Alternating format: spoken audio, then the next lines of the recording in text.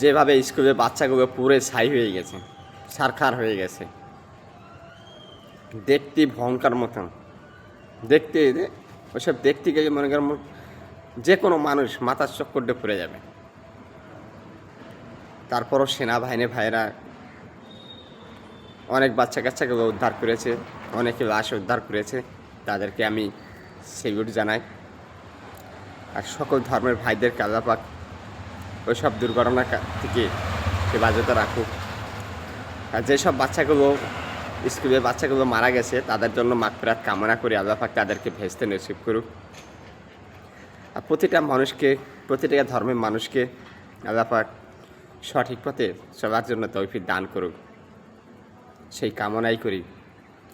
যে যেখানে আছেন নিজেকে একটু সততা রাখবেন, সততার সঙ্গে রাস্তাঘাটে চলাফেরা করবেন, ভালো থাকবেন সবাই।